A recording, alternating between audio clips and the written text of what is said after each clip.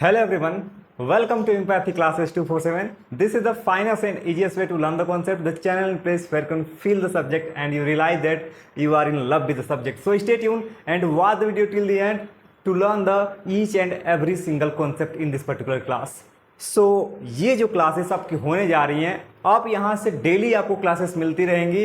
अब जो मैं शुरुआत कर रहा हूँ इससे आपको अब रेगुलर वीडियोस आपको मिलते रहेंगे।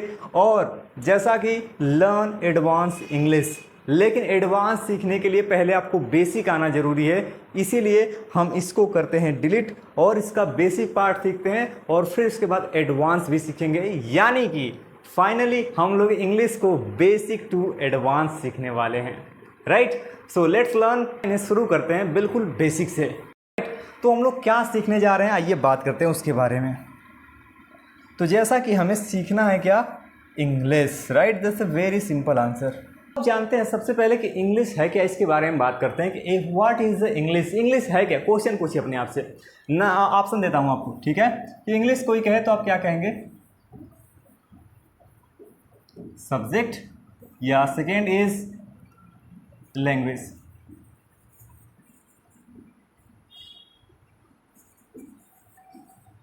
राइट, तो आप आंसर क्या देना चाहेंगे। तो कई बच्चे कहेंगे सब्जेक्ट भी होती है लैंग्वेज भी होती है, दोनों की तरह पढ़ते हैं, ठीक है। लेकिन नहीं, थोड़ा समझिए, हम इंग्लिश को सीखते हैं as a language, right, subject नहीं। क्यों, ऐसा क्यों। अब हमारी मैथमेटिक्स जो है ये एक सब्जेक्ट है, राइट। आप पढ़ते हैं सोशल साइंस, ये हमारी एक सब्जेक्ट है। साइंस पढ़ते हैं, वो भी क्या, एक सब्जेक्ट है। लैंग्वेज क्यों कह रहे हैं इसको, लैंग्वेज क्या होती है। तो क्वेश्चन बना कि लैंग्वेज होती क्या है, लैंग्वेज इसे हम क्यों कह रहे हैं इंग्लिश को। क्योंकि इंग्लिश एक ऐसा तरीका है, एक ऐसा जरिया है जिसमें हम और आप एक दूसरे से बातचीत कर सकते हैं, राइट। उसको हम कहते हैं लैंग्वेज। तो हमने क्या सीखा, लैंग्वेज किसे कहेंगे, तो हम कह सकते हैं क्या कि language is the way we try to communicate someone. यानी कि लैंग्वेज एक ऐसा तरीका होता है जिससे हम एक दूसरे से बातचीत कर पाते हैं, उसे ही हम भाषा कहते हैं। तो English is a language and we can communicate with anyone. और हम इसके सहायता से किसी से भी बातचीत कर सकते हैं जिसको जिसको आती होगी, ठीक है ना। चलिए, तो इंग्लिश क्या है, हमारी एक लैंग्वेज है और इसको हमें एक टूल की तरह सीखना है। Because English is a global language, we all know that. हम सब लोग जैसा कि इसे जानते हैं कि क्या है, ग्लोबल लैंग्वेज है और इसे सीखना बेहद ही जरूरी हो गया इस समय, ठीक है। तो चलिए सीखना शुरू करते हैं। अब ये रहा सिंपल सा क्वेश्चन कि व्हाट इज इंग्लिश। तो आपने कहा इंग्लिश इज अ लैंग्वेज। अब ये जो लैंग्वेज है, लैंग्वेज कहाँ से आती है, ठीक है। तो आप कहेंगे दैट सिंपल, कितना आसान है किसी को बताना कि लैंग्वेज कहाँ से आई है ये। तो अब भाषा है तो भाषा की शुरुआत कहाँ से होगी, तो आपने कहा कि बोलने से शुरुआत होगी इसकी, ठीक है। इंग्लिश इज अ लैंग्वेज और हम इससे शुरू करते हैं तो कैसे देखिएगा। अगर मैं कहूँ चुन्नू मुन्नू सा मुस्कुराता हुआ चेहरा आप ही का है ना, हाँ। और यहाँ पे ये हो गया आपका गला, जहाँ से आप क्या करते हैं, अलग अलग साउंड प्रोड्यूस करते हैं, ठीक है। किसी का ये गला बहुत ही सुंदर होता है तो कुछ लोग इतना सुंदर और मधुर गाते हैं कि सब लोग सुनते हैं, कुछ लोग ऐसे गा देते हैं कि बाकी दूसरे सुनने वालों के कान से खून बहने लगता है, ठीक है। तो वैसा आपका गला कैसा है बताइएगा, ठीक है। तो आइए हम सीखना शुरू करते हैं कि लैंग्वेज आई कहाँ से, ठीक है ना। तो हमें जैसा पता है कि हमारे जो पूर्वज हैं वो क्या थे, बहुत पहले का हिस्ट्री देखी जाए तो वो ऐसा था कि वो आदि मानव थे, राइट। फिर धीरे धीरे उनका विकास हुआ, होले होले फिर वो क्या बने, धीरे धीरे अपना विकास हो। तो आज यहाँ पे क्या है कि आज आप देख रहे हैं कि इस रूप में है, ठीक है। तो पहले क्या करते थे कि वो ज़्यादा कुछ बोलते नहीं थे, लेकिन जब भी उन पर खतरा आता था ना तो वो चिल्ला देते थे, ठीक है। और जब चिल्ला देते थे तो वो प्रोड्यूस करते थे साउंड। क्या प्रोड्यूस करते थे, साउंड, राइट। तो जो साउंड है कहाँ से आती है, यहाँ से, वोकल कॉर्ड से, ठीक है। और मुंह से हम यूज करते हैं। तो बोलने में हम क्या क्या यूज कर रहे हैं, तो बोलने में हम देखें क्या क्या यूज कर रहे हैं। यहाँ पे आप, ठीक है, बोल के देखेंगे तो यहाँ पे कंपन हो रहा होगा। अब पता है फिजिक्स में कि कंपन से साउंड उत्पन्न होती है, ठीक है। तो यहाँ पे आप देखेंगे, तेज से मत दबाइएगा नहीं तो खत्म हो जाएंगे। तो यहाँ से साउंड क्या हो रही है, यानी कि उत्पन्न हो रही है, ठीक है। तो ये साउंड, ये जो साउंड यहाँ से आ रही है तो यानी कि वोकल कॉर्ड, ठीक है। जैसे मैंने कहा ए, ई, आई, ओ, यू। तो इनको मैंने क्यों बोला, क्योंकि ये यहाँ से वोकल कॉर्ड से प्रोड्यूस होती हैं, राइट। ये कहाँ से आती हैं? वोकल कॉर्ड से प्रोड्यूस होती हैं। तो इन्हें क्या कहते हैं? इन्हीं को कहते हैं वॉवल साउंड। और किसका किसका यूज करते हैं? बोलने के दरमियान हम तो अपने टंग का भी यूज करते हैं, यानी कि जिसे हम जीभ कहते हैं, ठीक है। और बोलने के दरमियान हम किसका यूज करते हैं? तो बोलने के दौरान हम अपने टीथ का यूज करते हैं, लिप्स का यूज करते हैं, ठीक है। जैसे मैं कहूँ आपसे मामा कहिए मामा, तो आप क्या करेंगे? या पापा कहिए पापा, तो आप बिना होठों का यूज करके पापा ना बोल पाएंगे, ठीक है। यानी कि बोलने में लिप्स भी यूज होते हैं, ठीक है। तो आइए समझते हैं कि इंग्लिश क्या है हमारी लैंग्वेज। लैंग्वेज कम्स फ्रॉम, कहाँ से आ गई भाई? साउंड से, ठीक है। लैंग्वेज आ गई साउंड से, ठीक है। और साउंड कहाँ से प्रोड्यूस हो रही है? तो कुछ साउंड वोकल कॉर्ड से और कुछ हमारे टीथ से, टंग से और लिप्स के यूज से साउंड प्रोड्यूस की जा रही है। अब यहाँ से सिंपल से आपको इसी के आधार पे हम साउंड को दो भागों में डिवाइड कर लेते हैं, ठीक है। कि जो साउंड हमारे वोकल कॉर्ड से आएगी उसको हम कहते हैं वॉवल साउंड। क्या कहेंगे? Vowel sounds, right. और वॉवल साउंड्स कितनी होती हैं? तो इसे लर्न कर लीजिएगा। ये होती है हमारी 20s। कितनी होती हैं? 20s। तो टोटल साउंड कितनी होती हैं, राइट। इसको पहले जान लीजिए। ये होते हैं 44, राइट। ये याद रखिएगा, पूछा जाता है कभी कभी एग्जाम में। तो आपने क्या देखा कि साउंड्स इतने हो गए। अब यहाँ से जो बच गया वो बाकी तो यहाँ से लिप्स से, टीथ से आ रही है। अगर आपके कुछ दांत तोड़ दिए जाएँ तो आप हकलाना शुरू कर देंगे, ठीक है, जैसा कि बुढ़ापे में होता है। तो वैसे ही क्या हुआ कि टीथ का भी यूज होता है। तो यहाँ से जो साउंड आती है उन्हें कहते हैं कॉन्सोनेंट साउंड, 4, राइट। अब यहाँ पे क्या हुआ कि आप किसी भी साउंड को सुन करके, ठीक है ना, और उसे आप एक लिखित रूप दे देते हैं। मान लीजिए आपने साउंड सुना ए, तो आपने लिखा इसके, आपने एक प्रतीक बना दिया कि ऐसे हम ए बनाते हैं, ठीक है। किसी ने कहा बी, तो आपने कहा कोई नहीं जी बी बना देते हैं। आपने कहा सी, तो आपने क्या सी, ए बी सी डी, जो भी साउंड आ रही है उनको आपने एक लिखित रूप दे दिया। तो जो आप साउंड को लिखित रूप देते हैं ना, साउंड को जो लिखा हुआ है एक रूप प्रदान करते हैं, उसी को हम कहते हैं लेटर। क्या कहते हैं जी? लेटर। That simple. और इंग्लिश भाषा में लेटर्स कितने होते हैं? तो आप कहेंगे हमारे इंग्लिश भाषा में टोटल लेटर कितने हैं? 26, ठीक है।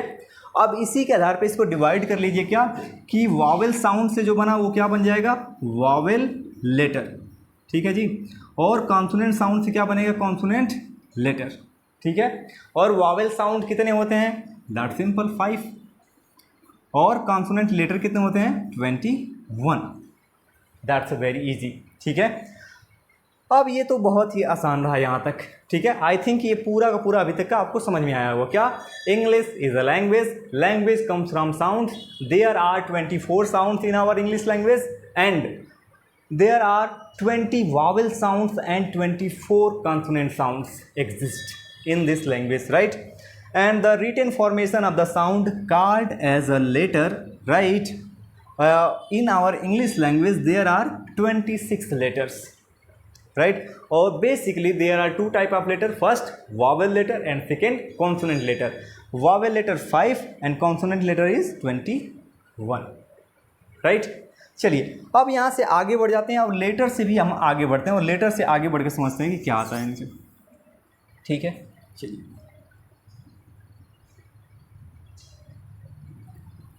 अब बात आ गई लेटर की। लेटर ये पत्थर वाला नहीं है, ठीक है ना, अक्षर, यानी कि अक्षर हिंदी में कहते हैं। अब इस लेटर से हमने देखा कि ए से लेकर के जेड तक हमारे 26 लेटर हैं, इनको हमने डिवाइड भी कर लिया, ठीक है। अब ये क्या बनाएंगे? तो यहाँ से अगर ये लेटर मिले तो हमने कहा कि ज़रा इसे आप पढ़ के बताइए, तो कभी पढ़े हैं क्या? क्या लिखा गया है? That's a simple Apple. कैसे मिला? कुछ लेटर्स आपस में मिले और एक वर्ड का निर्माण कर दिया, जिसको हम हिंदी में कहते हैं शब्द, ठीक है, और इंग्लिश में क्या कहते हैं? वर्ड। और इसी को लेकर के सारे इंग्लिश से यहीं से शुरू होती है, राइट। क्या कहेंगे इसको? वर्ड्स, ठीक है जी। चलिए बात करते हैं इस वर्ड के बारे में। वर्ड को लेकर देखिए हम समझते हैं वर्ड फॉर्मेशन थोड़ा सा, कि शब्दों का निर्माण होता कैसे है, ठीक है। वर्ड फॉर्मेशन, तो हमें कोई पूछे कि वर्ड की डेफिनेशन क्या होगी, तो अ यूनिट ऑफ लेटर, यानी कि अक्षर की इकाई, या और a group of letter which makes a meaningful sense, that is called word. यानी कि एक यूनिट यानी कि एक इकाई, या तो एक अक्षरों लेटर्स का समूह आ जाए और वो एक मीनिंगफुल सेंस दे। सिंपल कहना है क्या कि कोई यूनिट, जैसे हमने कहा कि ये भी अपने आप में एक लेटर होता है, जब सेंटेंस लेटर है, लेकिन जब सेंटेंस में आता है तो ये एक वर्ड भी बन जाता है, ठीक है। तो या तो यूनिट हो जाए या तो ग्रुप ऑफ लेटर हो जाए और मिल करके एक कंप्लीट सेंस दे, और ये जब कंप्लीट सेंस प्रोवाइड करते हैं तब इसी को हम कहते हैं वर्ड। क्या कहेंगे? वर्ड। That's easy. अब इस वर्ड को समझें कि वर्ड बनते कैसे और क्या क्या तरीके हैं वर्ड बनाने के। तो उसके लिए हमें क्या होता है कि जैसे मैं आपसे पूछूं कि ये क्या है, ज़रा देख के आप बताएंगे।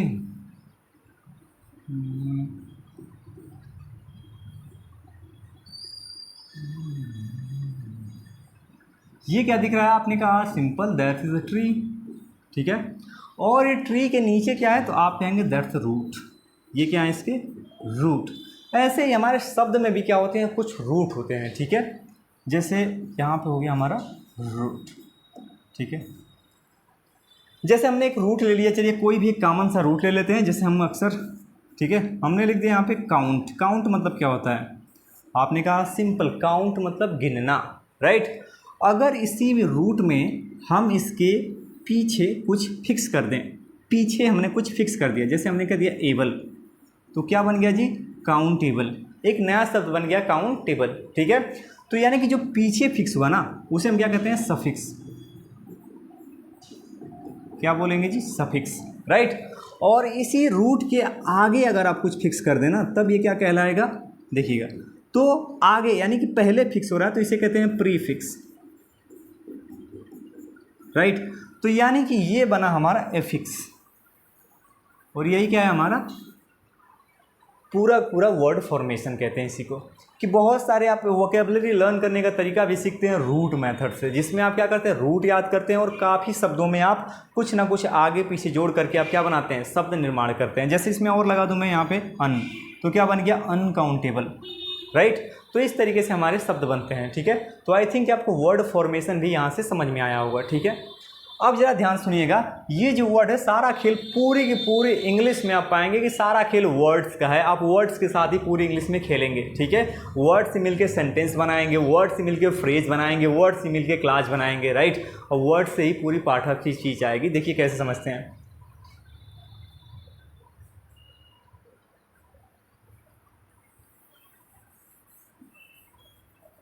इसको आप नोट कर लीजिएगा ना, एक मिनट, इसको सेव कर देते हैं,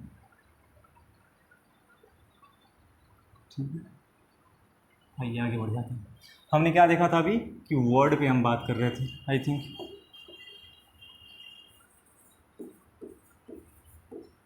राइट। अब वर्ड से आगे हम बढ़े तो क्या हमने वर्ड फॉर्मेशन सीख लिया, ठीक है। अब वर्ड फॉर्मेशन के आगे बढ़े तो हमें क्या मिलेगा कि वर्ड से क्या क्या मिल के बनेगा। तो अगर हम देखें कुछ वर्ड्स आपस में मिले तो क्या बन जाएगा। जैसे हमने क्या दिया यहाँ पे, क्या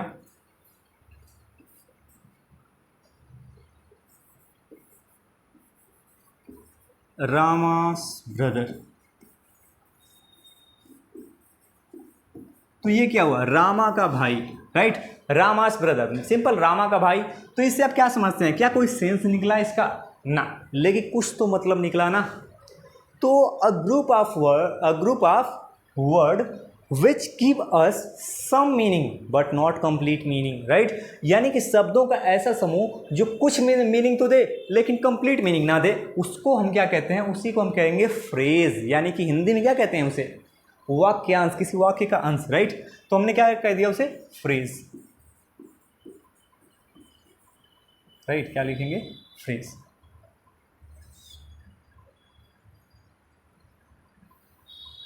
ठीक है।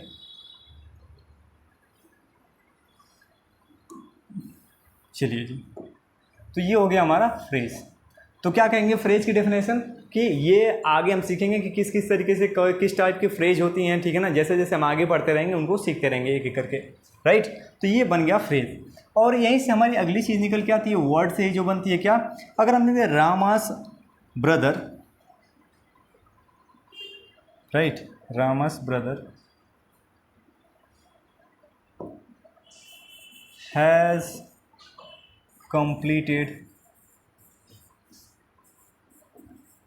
completed his work, right।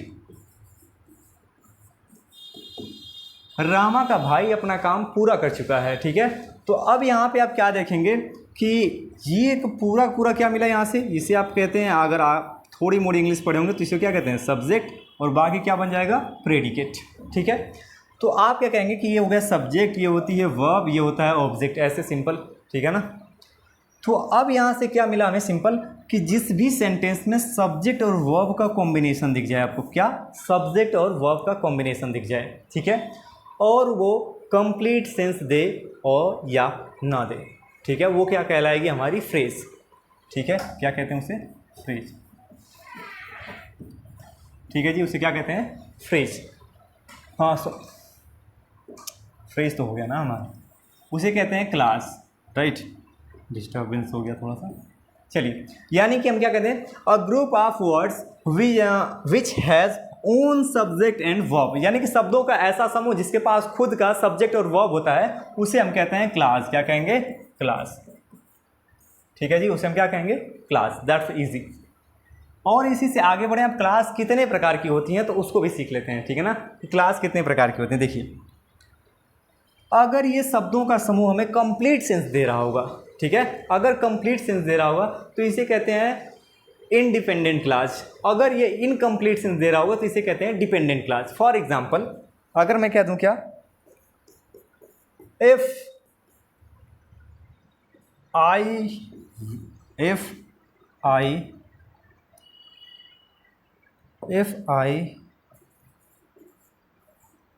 Meet you, right, तो ये क्या है अपने आप में, यदि मैं तुमसे मिलूंगा तो क्या ये कंप्लीट सेंस आया, आपने कहा ना, तो ये कंप्लीट सेंस तो आ नहीं रहा है। तो यहाँ से क्या हुआ कि अगर ये कंप्लीट सेंस नहीं देगा तो इसे हम क्या कहेंगे, यहाँ से क्लास हमारी दो प्रकार की हो जाएंगी, एक होगी डिपेंडेंट क्लास, एक हो जाएगी इंडिपेंडेंट क्लास। ठीक है, तो ये दो तरह की क्लास हो जाएंगी। तो जो कंप्लीट सेंस नहीं देगी उसको हम क्या कहेंगे, डिपेंडेंट क्लास, यानी कि ये अपना अर्थ कंप्लीट करने के लिए किसी अन्य आने वाली क्लास पे क्या है, वो अपना यानी कि अर्थ कंप्लीट करने के लिए किसी अन्य क्लास पे डिपेंड है। जैसे हमने कहा क्या, if I meet you I will give some rupees, right, I definitely, या तो यहाँ से, ठीक है ना, या यहाँ पे सेल भी लगा दीजिए, क्या करना है, ठीक है, I shall give you some rupees।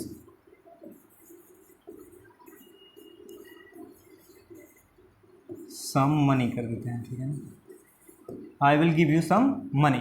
तो अब क्या हुआ कि इस जो क्लास है, क्योंकि सब्जेक्ट और साथ में वर्ब इसमें भी आई हुई है, तो सब्जेक्ट और वर्ब का कॉम्बिनेशन ही क्या बनाता है, क्लास। क्या बनाता है, क्लास। तो एक क्लास यहाँ पे भी बन गई और एक क्लास यहाँ पे भी बन गई, लेकिन ये क्लास अपने आप में क्या है, पूरी पूरी स्वतंत्र है। आप चाहें तो इसको अकेले ही बोल सकते हैं कि मैं तुम्हें कुछ पैसे दूंगा, आपने कहा ठीक है, लेकिन अगर आप कहते हैं क्या कि मैं जब तुमसे, यदि मैं तुमसे मिलूंगा, अगर मैं इतना बोल के चला जाऊं तो क्या समझेंगे, आप कहेंगे भाई पूरा बताओ ना क्या कहना चाहते हो आप। ठीक है, तो इसका मतलब ये हुआ कि ये कहीं ना कहीं अपना अर्थ कंप्लीट करने के लिए इसकी ज़रूरत है इसको, तो इसीलिए इस क्लास को कहेंगे, क्योंकि सब्जेक्ट और वर्ब इसके पास भी है तो इसे कहेंगे डिपेंडेंट क्लास, और ये अपने आप में कंप्लीट सेंस दे रही है तो इसे कहेंगे इंडिपेंडेंट क्लास। ठीक है ना, तो क्या बन गया, डिपेंडेंट क्लास और इंडिपेंडेंट क्लास। क्लास कितनी प्रकार की, दो। इसी का एक टेक्निकल नाम भी है जिसे कहते हैं क्या, डिपेंडेंट क्लास को ही कहते हैं हम सब ऑर्डिनेट क्लास, और इंडिपेंडेंट क्लास को ही कहते हैं प्रिंसिपल क्लास। ठीक है, तो जो बच्चे क्लास 12th में या इंटरमीडिएट में रहते हैं उनको बहुत ज़रूरत पड़ती है, क्योंकि सिंथेसिस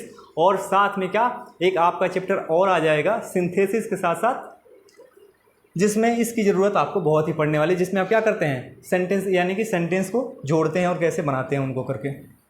चलिए, तो यहाँ तक मिला हमारा क्या, क्लास। एक चीज़ और सीख लेते हैं और यहीं पे आज की क्लास यहीं पे ख़त्म करते हैं। ठीक है ना, कि शब्दों के समूह से और क्या बनता है, तो आपने कहा सेंटेंस, ये तो आप लोग सब लोग जानते हैं। जरा बताएंगे सेंटेंस की डेफिनेशन क्या होती है।